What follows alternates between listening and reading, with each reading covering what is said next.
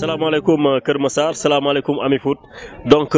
niñ ko defee woon si li nga xam ne mooy ASC Jàppo noonu lañ koy defee fi nga xam ne mooy cité Aïnou Mady ñëw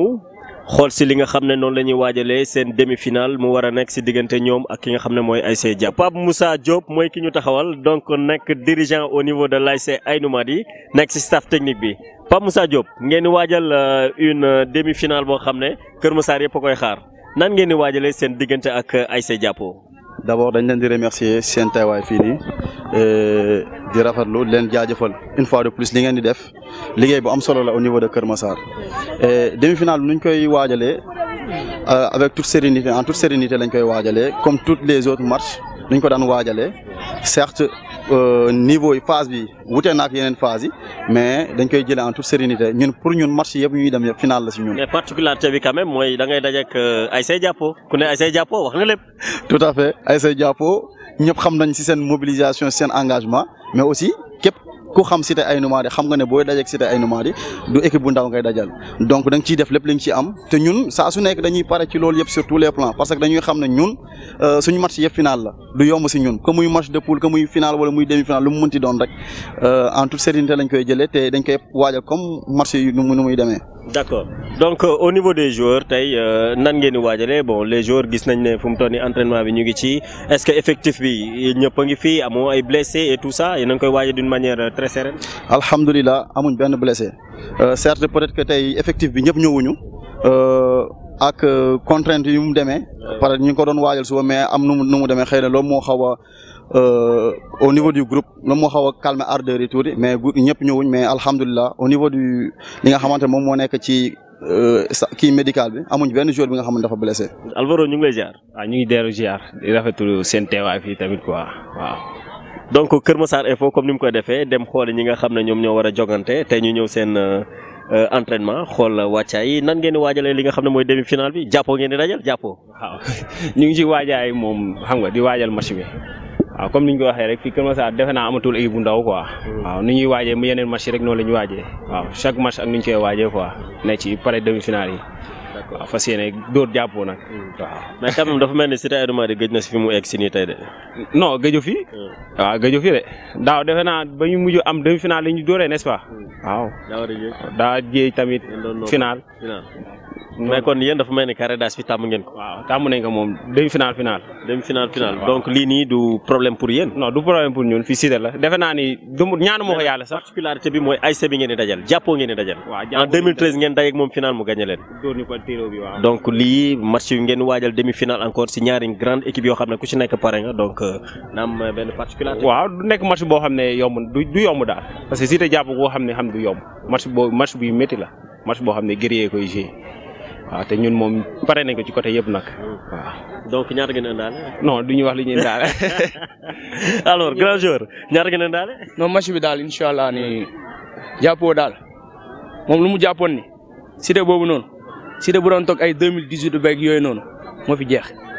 gis nga ay booy ndaw lañ sax ay cadet montant rek a fi nekk te du ma la score bi lii la de mais boobaa ni gis na mi nekkel lu mu gis ni Jàppo leneen lay gis. ah ouais c'est vrai que dañoo gis mel na kel mu nekk une équipe. boo xam ne Kër Massar ñëpp ko doon xaar final waxuma la départemental mais zonal sax ñu ngi ko fa doon zonal mais départemental ñu ngi ko fa doon séntu tey mu ñëw cité Aïnou Mady éliminé ko donc en quart de finale tey cité Aïnou Mady boobu war a jàkkaarloo ki nga xam ne mooy Jàppo donc détermination bi ngeen àndaloon moom ngeen di àndalaat boo leen fubale ki nga xam ne mooy Jàppo. gis nga mi nekkal lu ma koy indil Jàppo bii nii lu ko raw laa koy teg Jàppo ne xeeb ma ko nag ndax ay jàmbaar lañ ñu mais incha allah rabi laa la nii Jàppo dina gis lu. wax baaxul saa yi. lii moom c'est une très grande détermination donc dañ leen di jaajëfal. Bakary Diédhiou donc nekk na une personnalité boo xam ne kenn dootu ko présenter fi nga xam ne mooy Kër Massar donc lépp lu jëm si wàllu sport Kër Massar au-delà même si sport Kër Massar mu ngi ci.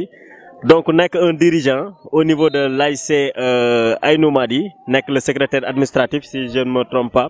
donc Bakary nan ngay waajalee li nga xam ne mooy sa demi-finale yow ak ASC Jàppo donc mun naa ni derby la boo xam ne lu bëri fekk na la fi donc noo leen koy waajalee. waaw gannaaw ba mu la nuyoo yow Lamine Diaw di nuyu aussi madame Sène ainsi que képp koo xam ne mi ngi nekk KM Info donc maa ngi nuyu waa Kër Massar yëpp di leen ziar leen jox seen wàccuwaay. Voilà, revenant à la question que vous venez juste de me poser, je pense que c'est une question très pertinente dans la mesure où tey dañoo am benn match boo xam ne match bu capital la waaye la ma la mën a wax rek moo di Cité Aynou Mady mooy ASC boo xam ne moo fi jël gel bu gën a mool te képp koo xam ne da ngaa doxaan gel bu gën a mool da ngay am ay noon moo tax nag mu demee noonu mais daal leen daal dinaa la ko wax match bii nii match la boo xam ne ñu ngi koy wàcc si côté yëpp te nag incha allahu rabi yàlla nañu yàlla may ndam si loolu. D'accord donc ñu gis na sa diggante ak ki ngay taseel musul yomb musul yomb en 2013 daje ngeen final mu gagné la donc en 2021 tey ngeen war a dajawaat si li nga xam ne mooy demi-finale ndax loolu xalaat nga ASC Jàppo fi mu jaaroon mu jaaraat fa. waaw dafa am lu ma bëgg ñëwaat rek parce que déglu naa waa Jàppo te je pense que yow it sa biir question da ngeen koy tëb mais 2018 yàggul dara maa ko dóor 2-1 90 minutes lañu joué ma dóor ko 2-1. damaa dégg ñu ne Cité Aynou Mady musul dóor Jàppo 90 minutes je pense que 2018 moom képp koo xam ne ñëwoon nga stade gis nga ne Aynou Mady dóor na Jàppo quart de finale 2-1 donc bu ñuy brûler état bi ren nag dañoo ñëw si at bu bees at boo xam ne peut-être ñu wax ñoom ren la ñuy mujj bokk zone xale yi demoon ñëpp ñëwaat te xale yi ñu fi nekk nii ku ne fa nga demoon da ngaa jël coupe ñëwaat pour lan ñëwaat pour jël coupe je pense que kon ñun incha allah rabi li ñuy ñaan yàlla may ñu dem la dañuy koy incha allah. d'accord donc loolu nekk na lu am solo parce que ñëwaat si histoire bi am na ci solo lool parce que lu bëri fekk na la fi donc mais tey bu ñu xoolee lu jëm si wàllu effectif bi lu jëm si wàllu social lu jëm si wàllu en tout cas ñi nga xam ne ñoo nekk si ASC bi yëpp kuréel yi fene yëpp ndax mën nañ ne lépp yemb na pour que match bi buñ ne woon suba ngeen football ko suba. waaw je pense que. dégg nañ fi supporter yi quand même nee nañ 3-1 la ñuy yéen Jàppo. waaw xam nga supporter yi tamit ñoom wax dëgg yàlla am nañ droit wax xam ku si nekk am nga droit wax. mais dama koy wax tout le temps rek man moom peut-être que à sama position yéen ñi mayuma ko waaye une chose est claire l'effectif est là ils sont tous là ils sont aussi prêts à affronter l'équipe de Jàppo je pense que aussi les dirigeants à leur niveau ñoom it ñu ngi préparer match bi comme il se doit donc lépp yee mën na suñu côté xanaa rek li des mooy tàllal suñu loxo suñu borom ngir may ñu ndam incha allah. d'accord donc ñu gis ne li xaw a gàllankoor match bi actuellement mu waroon am suba amul parce que gis nañ ne violence commencé na nekk si li nga xam ne mooy nawetaan bi ñu seetaan diggante Giif ak ki nga xam ne mooy Thiawlène ba mu am ay mort donc mu nekk lu ñëpp di déplorer donc tey lan ngay lancer si lu jëm si non violence bi si wàllu nawetaan nga xam ne fu mu toll nii mën na paralyser secteur yu bëri. est-ce damay wax ni rek man même sama ñi nga xam ñoo gën a nekk samay gain si nawetaan la ñu xamante ñu si bëri tey si nawetaan la ñu xamante benn exemple bu terre à terre laay joxe su ma demee stade booy bi taxaw nii dañ ko mës a dóor xeer bañ ko dóoree xeer booy bi daanu man rasul laa woo rasul bi ma woo nag Jàppo la dëkk. rasul moomu tey jii mu naan esat képp koo xam ne blessé na rek moom mooy dem jéem a xool nu mu lay prendre en charge donc ceci veut dire quoi ceci veut dire que ni dans les ASC ñun dafa war a am benn lien de fraternité bu war a daw suñu biir donc loolu tant que mënut a am rek je pense que nawetaan amatul sens li am nag Tëngéej wax dëgg yàlla léegi man ak Mayel benn dirigeant bu Jàppo ñu ngi siy waxtaan di ko déplorer moom mu may xamal ne mi ngi def sensibilisation fële man it nee naa ko dinaa def sensibilisation fii ñu xam ni mouvement nawetaan su boole warut a tàkkale man damaa gëm ni tey jii nawetaan bii nii dafa war a tax tey jii Bakary mën a dem seeti Mayel ñëw seet si Bakary parce que soo xoolee Ibra Khoudia mun naa ne dirigeant Jàppo moom mooy xolu Jàppo mais Aynou Mady fii lay joobee te Aynou Mady képp ku xewle moom lay jël donc je me dis que ni loolu la nawetaan soxla mais soxlawuñu ay violence yi nga xam ne muy am ay perte de vie ay blessés yoo xam ne mooy loolu booy laay waxal képp ku fi dem esat nga xeex am si ñoo xam ne suñu xëyee dañuy liggéey yow soo xëyee da ngay toog fi nga toog yaay waaye di donc nañ si bàyyi seen xel ñu xam ne football la rek 90 minutes la mënut a weesu ñett yi moo am da ngay gagné mbaa nga nul mbaa nga ñàkk te fu ñu jëm nii nag lenn moo si nekk victoire wala défaite mais défaite amul ndax su Jàppo gagné Kër Massar moo gagné su Cité Aynou Mady gagné Kër Massar moo gagné yàlla na Aynou Mady gagné. wax ji kàddu yu rafet na macha allah donc loolu lañ doon xaar si yow en tant que dirigeant donc nekk si wàllu football bi donc kàddu yu mel noonu lañ doon gën a séntu si yow quand même nga mën ko jox ñi nga xam ne mooy jeunesse bi. léegi nag ñu dugg si benn si loo xam ne tey mën naa ne Kër Massar yëpp a koy déplorer muy manque de stade bi nga xam ne am na Kër Massar amul stade donc tey boo xoolee jeunes yi ñëppay jël oto dem ba Mbao wala dem ba Alassane Djigo football li nga xam ne mooy nawetaan donc Kër Massar nekk un département buy dépendre si beneen département pour football li nga xam ne mooy nawetaanam wala muy championnat et autres donc Bakary yow nga nekk le coordinateur tey du collectif Kër Massar réclame son stade mënuñ si bañ a sànni kàddu donc lan nga xalaat ci li nga xam ne mooy manque de stade bi nga xam ne Kër Massar am na ko. waaw je pense que est li ngay wax nii man damay invité sa waa KM Info déjà pour ñu def benn genre documentaire ñu ñëw stade de Mbao xool match su jeexee ñu jël xool doomu Kër Massar yi nga xam ne ñooy génn stade nga xool. masa jàppoo Sotrac bi pass sama yaram dafa daw parce que damay ñibbi gis waa jàppoo di dox def benn doole mbooloo bu am doole laa la wax def benn contingent bu am doole nga xam ne ñii nekkul ñi pourtant ñàkk nañ passé mais ñoom dañoo jàppale pour ñu faire passer un message sans pour autant ñu xam dañoo jàppale. parce que je me dis que tey jii xale yi dama koy wax chaque jour am na ko doon wax léegi da nga dem stade gis ay xale yu ndaw di daw di dugg si àll bi pour dem stade tey jii ma xool benn match Darou Missette gis xale yi ñu fa ñëwee woon seen capitaine moom mujjee wàcc oto bi ne du bàyyi xale yi di dox parce que wóorul moom moo wàcc ànd ak ñoom di dox man tam j'ai fait exprès wàcc ànd ak ñoom dox pour xool li nga xam ne moom la xale yi daj mais jour ba mu ñëwee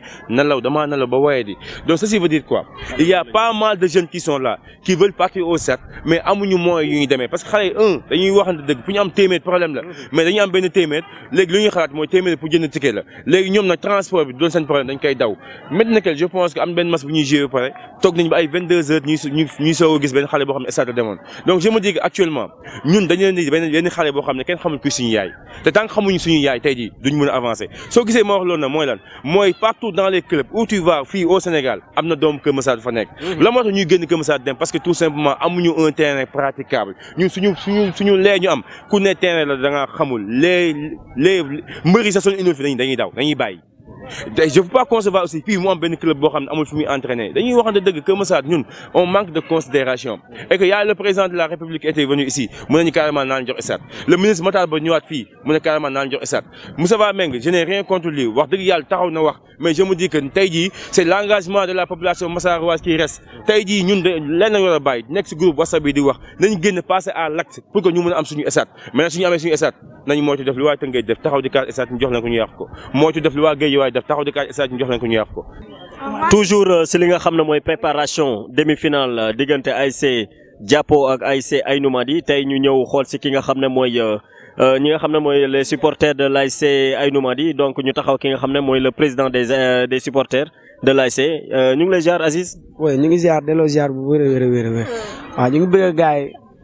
di leen waxaat match bi ñu nag Jàppo suñuy gaan ñoo fa nekk suñuy mbokk ñu ngi fa xam nga tey jii nii lu ñu waajaloon match bi tey maanaam tey dañoo war a andi tey asiko yi seen musique yëpp war a ñëw tey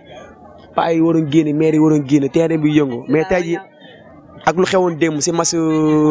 Tëngéej bi moo tax xam nga paa yi mënuñu génn tey xam nga kenn mënul génn ndax match bi nañ ko annulé xam nga te instant bii nii wax dëgg fa neex yàlla barke Alxuraani Karim Jàppo moom billaahi wallaahi taala dama ko doon dóor Jàppo maanaam mercredi bi da doon ñaax dama ko doon dóor 3-1 barki Serigne Touba Mbacke. kon yow jàppoon nga li nga war a dóor Jàppo. Jàppo dama koy premier mi-temps dama koy dóor 2 deuxième mi-temps bi ma patal ko benn mu daw ba match bu jeex. nga may ko benn bi. billaahi wallaahi taalaay barki Serigne Touba Mbacke samay gaan ñoo fa nekk nag samay mbokk taalibe ñoo fa nekk samay gaan samedi bi passé fa lañ demoon cant ñoo ñëw nañ cant gi samay gaan lañ samay mbokk taalibe jàmm lañ seex ñu ak ñoom. d'accord xam nga. mais quand même ñu gis Aïnoumady bu équipe bi di football détermination bi nga xam ne supporters yi dañ koy am aussi discipline bi nga xam ne da ngeen koy indi fi nga xam ne mooy stade loo leen di waxtaan la fii au sein de l'ASC door a yóbbu ko fi nga xam ne mooy si stade bi ou bien. waaw ñun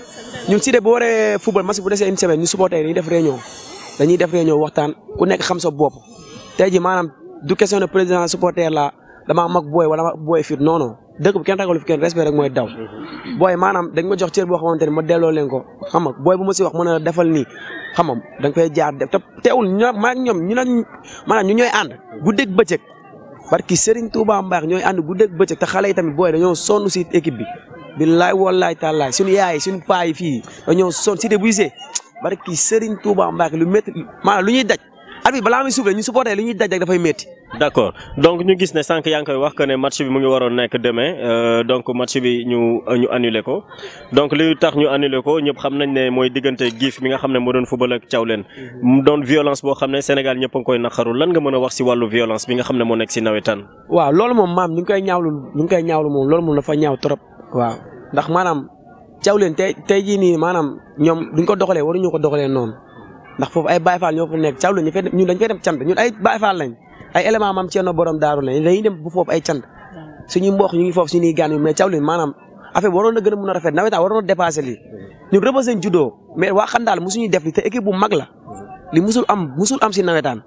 mais tey jii nii maanaam Thiawlène li ñu def ni dafa ñaaw si jigéen yoo xamante ne maanaam ku jigéen ku may gis noonu muy waaj a wàcc noonu xam nga tëdd si seen du sukaraat du yuuxu du jooy man damaa seetaan vidéo bi sama yaram dafa daw parce que Serigne Touba Mbacké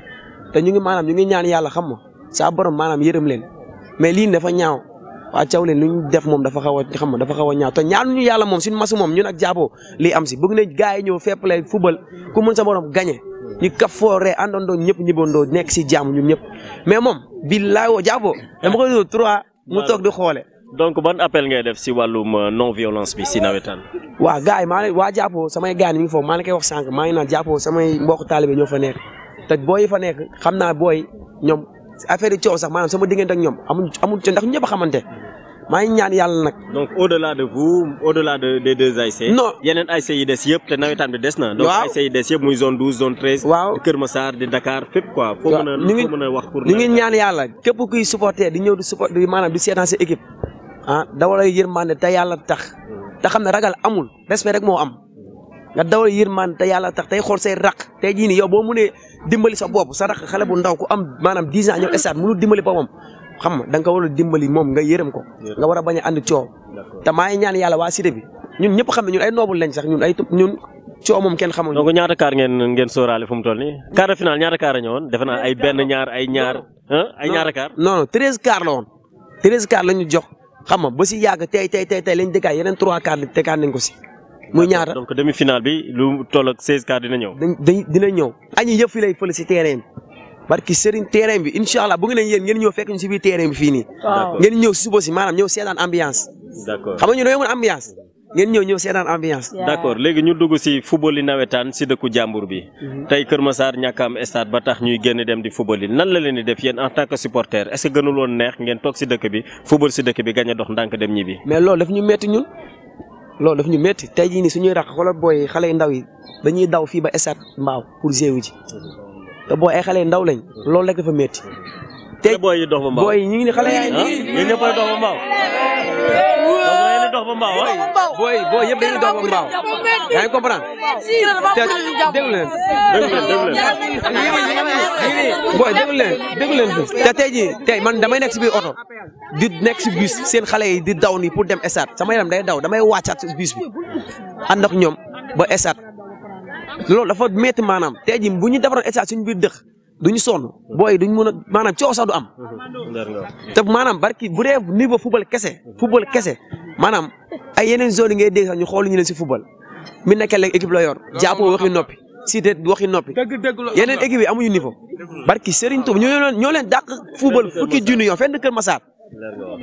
Kër Massar te tey jii ne maanaam ñaan nañ yàlla ñu defar ñu suñu stade bopp fii biir Kër Massar suñuy doom suñuy raq yi bañ a sonn di njàpp fii ba stade di daj lu métti mas yu jeexee tamit guddi gi yoon bi day guddee wóorul mu ne booy dañuy nekk di daw xalaata kuy jóge stade Mbao bu ko jaar si biir forêt bi yow kese xale bu ndaw day métti nañu dimbali daw ñu yërmande bàyyi te yàlla tax ñu daw xam nga dimbali ñu defal ñu stade te di ñaan yàlla na yàlla may ñu ndam ay